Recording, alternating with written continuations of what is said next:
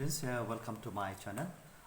Today I'm starting again another history channel, chapter, which is in fact very related with chapter 5. And in chapter 5, in fact, we have already learned about the different rulers who have actually constructed the different architectures brought from their country, and also they integrated the different structures from India itself. And we found that most of these rulers, in fact, they have taken the keen interest in making the things. Some of the rulers, of course, they made because at the time maybe the tax and revenues were actually collected hugely, and some of the rulers, in fact, didn't enjoy much the wealth and all. That's why we can find that there were not much architectures and constructions during their time. So today in this chapter 6 we will be discussing about the towns and traders and craftsmanship, which is the first point we will be discussing about the growth of the urban centers, and a second point we will see that this urban centers how actually change or took the shape of different centers. So we will talk about the types of urban centers. And then again, along with that one, we will talk about the inland and foreign trade, and then also we have the craft and technology. And our last point is one case study that is on a Hampi. So these are the few things that we will be having in this chapter. So now we have the when we talk about the medieval period, So basically, the medieval period is all about the different the growth that has been taken place.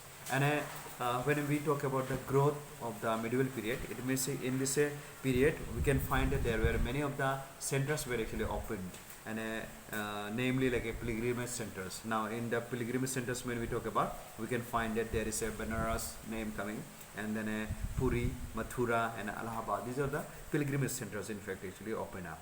Then again, some other centers also gained the important centers of administration, such as a cantonment, seat of governments, and lastly we will talk about the importance of trade and commerce in this chapter. And here some of the commercial towns or centers were actually basically we can find in the book is about the Lahore, then Surat and Mirzapur. These are actually the trade routes actually found in these areas. So let us now discuss about the majorly about how this urban centers actually developed. Okay, so let us talk about the growth of the urban centers. Now most of the time when we talk about the duration of the Mughals especially, or the Sultanates, so these are the time, in fact, the growth of the this business actually became very flourishing, and people from the different parts of the world started dealing and traveling. So here one of the travelers, that is the Ibn Battuta. Ibn Battuta from the Morocco, he actually has described whatever the things he saw and witnessed himself in this country India. So he has told that nearly a 15%, okay, 15% of the population in fact grown in this Delhi, Agra, and then this yes. So during that time only you can find. So here this particular centers how became the urban centers. Urban means the cities or towns how actually have developed. Now especially any of the centers is found in the different parts of the world. It means people actually flocking there. Now suppose people are hearing about that some particular things available in that town or city, certainly from the rural areas, from the village or whatever the areas, people will be traveling. Alright, so people will be traveling to the cities basically for the to fulfill their needs and all. Either it is for the job or for the working or to sell the things and all. So many people are traveling to the urban areas. So here we can find that this Delhi has not only became the uh, city only, but enormous extent. But also it became the population. Here also grew the population. So, but also being the largest city in Islamic East even here. Okay. So he also Moroccan traveler, especially Ibn Battuta, or even he stated like this that during Muhammad bin Tughlaq's rule also approximately 15% of the population lived in urban areas. So that is actually he has noticed. Let us know about the types of urban centers. Now urban centers could be quite varieties of the centers, like urban centers could be like administrative centers, temple towns, pilgrimage centers, commercial towns, port towns, crafts towns, or founded towns. So these are the all actually sort of like a towns we can add in the urban. So let us elaborate these particular types of urban centers here systematically. Now the existing socio-economic dynamics influence the character of urban development taking place in a particular region, and many towns develop actually on the basis of the purpose they serve. So here we can find that some of the towns also develop into urban centers due to their geographical locations. It may say where there is a facility of the road, where there is a facility of traveling easily without much hard labor, then that area becomes the one of the urban centers. So here usually towns are actually categorized into the several types of temple towns, and administrative towns, or commercial towns, port towns, so on. So let us now discuss now on the area called administrative centers. So administrative centers, where it is located, especially in the urban areas. So now capital cities such as Delhi, Agra, and Aurangabad. These cities were actually developed as administrative centers, as the day-to-day supervision took place from this capital city itself. So these centers were actually famous as the capital towns that actually function as the seats of kings or emperors here, who also actually patronized cultural activities like poetry and painting. And the royal army was also actually stationed in the forts of such as towns. For example, during the reign of Akbar, 3 different cities developed as his capitals at the different times. That is Agra, Fatehpur Sikri, and Lahore. Okay. So next we have the temple towns and pilgrimage centers. Now why this urban centers actually turns to be a temple towns and pilgrimage centers? Now let's see here. Temple towns emerge actually when the rulers gave grants of land and money to build temples to show their religious devotion. So you might have heard in previous chapters land grants. So when we talk about the land grants, it means those areas are actually they are making the some sort of centers, which is actually part of temples and part of a pilgrimage centers. So devotees are from the different parts of the centers coming in and spending their time, and during this time many people are also coming and working in this time. So here that's why the temple towns actually soon develop into the significant centers. For example, multiple social, economic, cultural, and religious activities started functioning hand in hand in this area. So gradually, the different people also started coming, like a priest. When you visit to the temple, certainly you require for the priest. Then you need the artisans to decorate your things and all. Then you need the workers carry the luggage and all. You need the garland makers. It means you are offering the garland in your temple, in your puja and all. Then traders, of course, food items, all this needed, and many other people actually associated with the temple activities. So settle near the temples. So now you must imagine the temple is not only for the worshipping there, but along with the temple worshipping, there is also the mini marketing also is going on. For example, people will sell the flowers, people will sell the clothes, people will sell the different items related with the temple. So these are all actually the business that is actually grown in the temple towns now. So therefore, temples also actually became the centers of learning. It may say in the temples, many of the people actually started teaching about the religious matters, religious issues and all. So that is we can find. And some pilgrimage centers also gradually actually urbanized into the townships.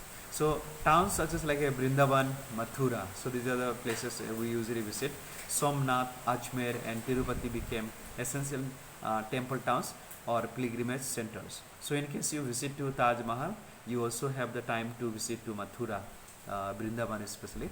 I have visited to UP, this Brindaban garden, beautiful garden, temple also very big temple, very beautiful temple. In fact, I visited and I saw it's very nice. So how this actually temples were actually drawing the attraction towards the people. Okay, so and another things we can find at Brindaban, Mathura, Somnath, Ajmer and Tirupati.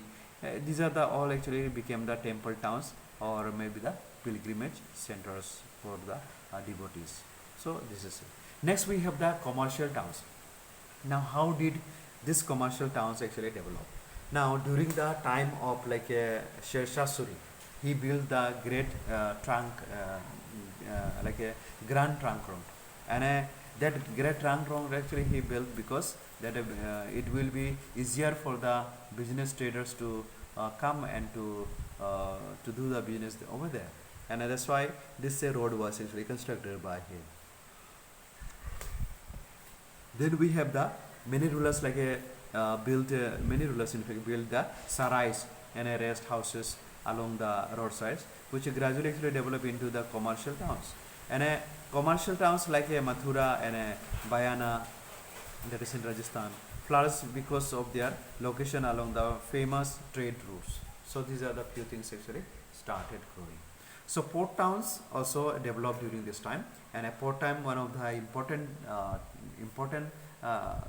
area, because here without this launching the goods from the other part of the world, without the port city not at all possible to develop. So therefore from the ancient and onwards in India, the trade contacts with the other countries, and with increased overseas trade activity with the Southeast Asia, West Asia, China and Europe towns like Surat, then Broj, then Kombe, Calicut, Cochin, then you can see Masulipatam emerges like a significant port towns to accommodate the increasing foreign trade. So in case you visit to Calicut, Cochin and all, you will see that a port town is there, and near the sea, of course, a beautiful like a big ship and things are brought from the abroad country and then launching there.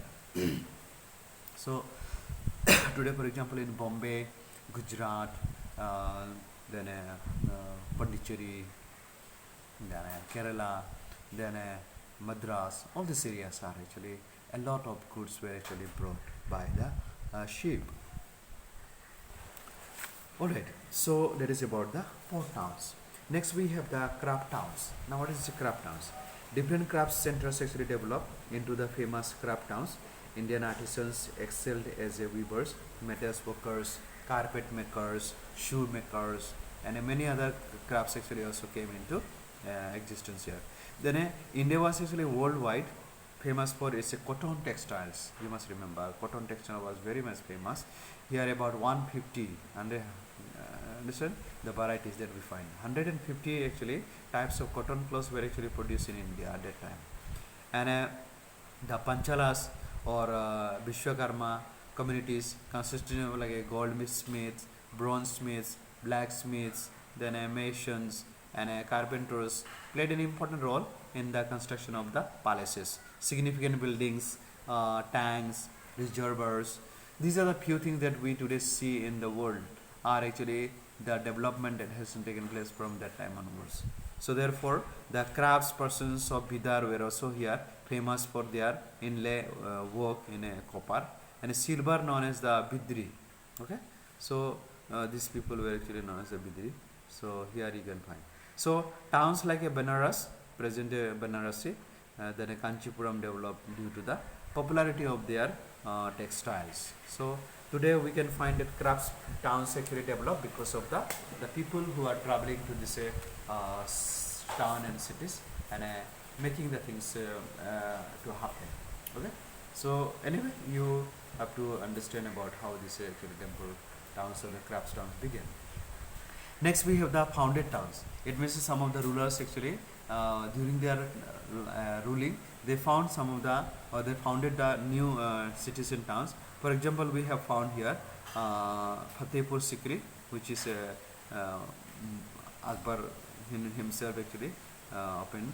Then Shah Jahanabad, which is actually part of the like Shah Jahan's during the Shah Jahan's empire, he actually founded this city. So like that cities are actually also found. Okay, next one we have the about the inland and a foreign trade. Now when we talk about the waterways and all, it is a part of the this inland and a foreign trade and also actually included here.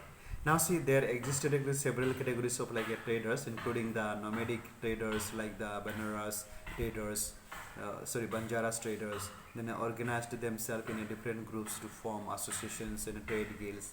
So each like associations had a like a headman who took major decisions on its behalf, and the guild set up rules and regulations for trade, fixed prices for their items, extended loans to traders, gave training to new traders, and protected the interests of all the traders. So like that things started functioning. And then some of the most famous trading guilds were the Manigramam. Okay, you must remember this term, Manigramam, and Nanadesi. Manigramam and then Nanadesi. These two groups of people were actually the biggest trading guilds. And here it means they are the trading organizations. Okay. Now these guilds actually traded extensively both within and outside India. So we can find that they are very largely actually their network is very large, and then in everywhere they were actually elaborated themselves, and they have already spread themselves. So the Chetiers, Hindu, Baniyas, these are the big business classes people who were also doing the business in India as well as out of the India. Then we can also find Muslim Bohras. So this Muslim Bohras were also the big trading guilds, and they were found in India as well as the other part of the world as well. So you can find. Then again another part is another group of people, Marwari Oswal communities. So this Marwari Oswal communities also emerged as the principal trading groups in the country. So today you can find in a nearly 80% of this Marwari people are in different parts of the country, especially in India, are doing their business, and they are not small business class people, they are very big. Okay, then you can find during the time which are the things are actually produced over here. So they sold textiles. Okay, they sold textiles, indigo, spices, and spices and all, to whom, to China they supply. Then Persia, Arab countries. Okay, these are the countries were actually included. And then we can find in a exchange they brought gold, ivory from the Africa, and a Chinese blue pottery, and a silver from Southeast Asia and China. So these are the few things they were supplying from these countries.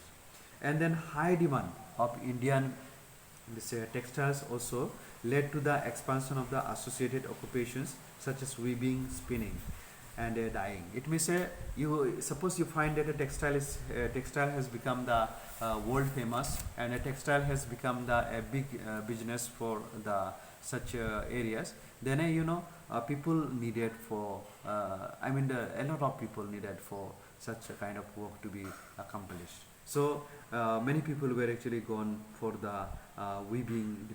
So there were a weaving department. Then you can find a spinning department, dyeing, this coloring. No, so all this department actually gradually opened. And by the 18th century, you know what happened here? Under the British rule, actually, Indian textiles and crafts were actually completely ruined. Now you must remember in the modern history, the Britishers, once they came into power in India and they dominated India, then they have already stopped the Indian merchants, Indian textiles to supply from India to other part of the world, especially in other part of the Europe country. They didn't allow the goods to be supplied. Rather, they supplied their produced items in India and Asia, Asian like countries, and also they occupied in Africa and African countries.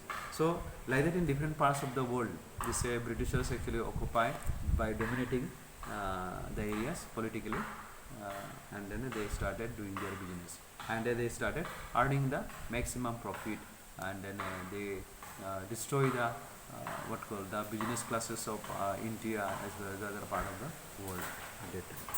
So therefore today I'm just stopping here. In the next class I will talk about crafts and technology, and under this one we will have the Muslihatnam, Surat. All these areas are actually why it is famous for the crafts and technology. Okay? So in the next video I will talk about it.